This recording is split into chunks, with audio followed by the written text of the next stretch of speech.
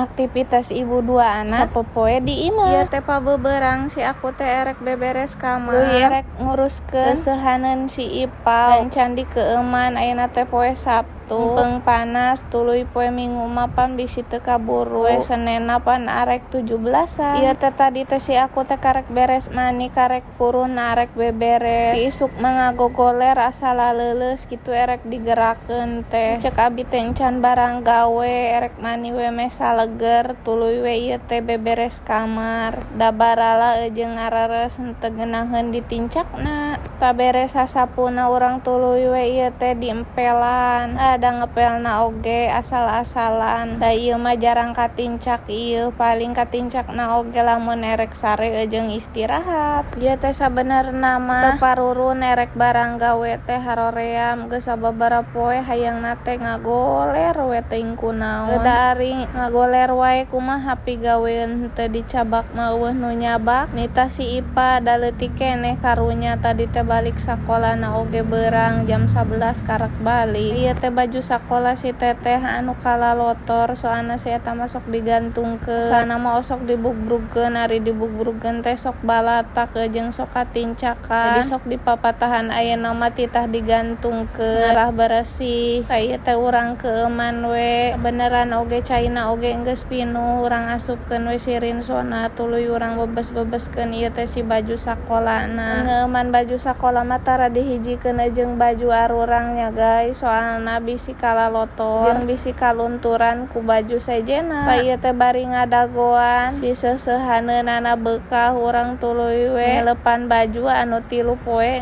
geus ngahunyut eueuh anu nyabak. Geus beres di keumana urang eserkeun we urang bisi barudak ti kosewa tuluy we ieu teh si gantunganna urang beresan. Geuning ti lepaneuna oge meni ngabugrug. Ieu teh cacakan curingke cuci kering pake. Amun geus mani make deui anu can ditilepan saking teu paruruna ieu teh teuing kunaon nya guys. Ieu teh poe Sabtu meungpeung catering libur jadina sagala digawean we ieu teh hoream-hoream ge tadina mah hayang ngagogoler tapi keun da teu bisa geuninganan ari encan beres di imah mah nya guys. Geuninganan teu karasa bari nyarita si tilepaneuna oge geus erek beres. Heula ayeuna mah biek ngalempengkeun heula cangkeng. Da durasina oge geus panjang. Sekian dulu video hari ini dari saya. See you next vlog. Bye bye. Assalamualaikum.